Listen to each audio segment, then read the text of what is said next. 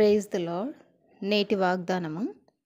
ఆయన దిక్కులేని దరిద్రుల ప్రార్థన నిరాకరింపక వారి ప్రార్థన వైపు తిరిగి ఉన్నాడు. కీర్తనల గ్రంథము 102వ అధ్యాయము 17వ వచనము. అధికారంలో ఉన్నవారు కానీ గొప్పవారు కానీ తమకు ప్రయోజనకరంగా ఉండేవారికి సహాయం చేయాలనుకుంటారు లేదా సహాయం చేస్తారు. బీదవారిని, దిక్కులేని వారిని, దరిద్రులను ఎవరు లక్ష్య పెట్టరు. వారికి సరైన న్యాయం తీర్చుటకు ఆలస్యం చేస్తారు లేదా వారిని పట్టించుకొనరు. ఎక్కడికి వెళ్ళినా వారు నిర్లక్ష్యం చేయబడతారు.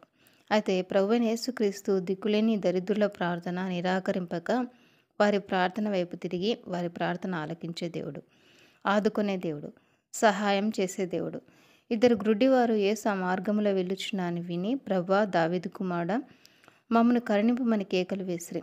యేసు వారి కేకలు విని నిలిచి వారిని చూచి కనికరపడి వారి కన్నులు ముట్టి వారిని స్వస్థపరిచెను. యేసుక్రీస్తు ప్రభువు పక్షపాతి కాడు. ఆయనకు ఎటువంటి భేదం లేదు. ఆయన యొద్దకు వచ్చి వారిని ఏమాత్రం త్రోసివేయడు. కనుక ఏ విషయంలో చింతించక మన ప్రార్థనలు ప్రభువునకు సమర్పించాలి. ఆయన నేల నుండి దరిద్రులను లేవనెత్తువాడు, పెంట కుప్ప మీద నుండి బీదలను పైకెత్తువాడు. యెహోవా దరిద్రుల మొర ఆలకించువాడు, ఖైదులో నుంచబడిన తన వారిని తృణీకరించువాడు కాడు. ఆమేన్.